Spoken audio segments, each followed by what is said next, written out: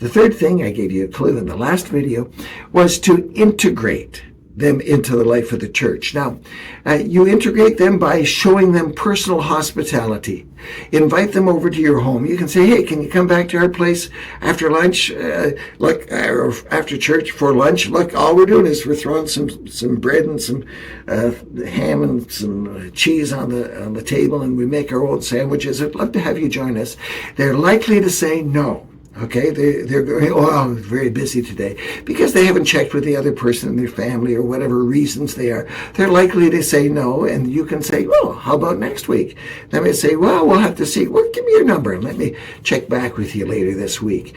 And you can call them and see if you can get them. The key thing here is that you've got to integrate them, and when they come out to the meeting for the first time, then your job is to get them there for the second time. That's your job. That's not the pastor's job. It's not the deacon's job. It's not the elder's job. It's not the hospitality coordinator's job. It is your job to demonstrate hospitality. That's what the Bible says.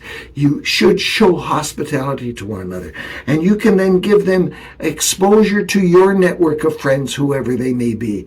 And they might click and they might not, but give them the opportunity. And if your network is not of the similarity in some way, see if you can get them, because you've taken initiative to introduce them to others, linked up to somebody else's network and working on a personal basis so that they become an insider, not an outsider. And an insider always says, I fit here.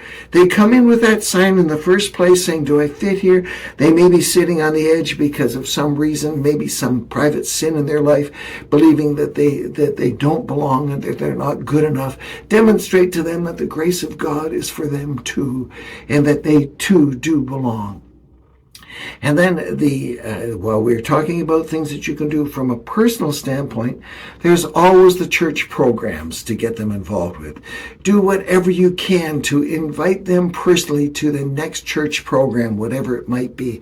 And it could be 6 or 8 weeks from now, saying, hey, 8 weeks from now, we're having this men's breakfast, this women's day, or this retreat, or we have a meeting on Thursday nights. I got a small group that meets in my house. I'm not sure. There's just a few of us that get together and go for a walk, because we have a walking club. Whatever it might be, whatever the church programs are, see if you can get people invited into those things. The announcement in the paper or in the pulpit will not do it. They need a personal integration to know that they actually are welcome and that they belong. Make sure that you do your best to integrate the people into the life of the church, newcomers and people who are on the periphery as well.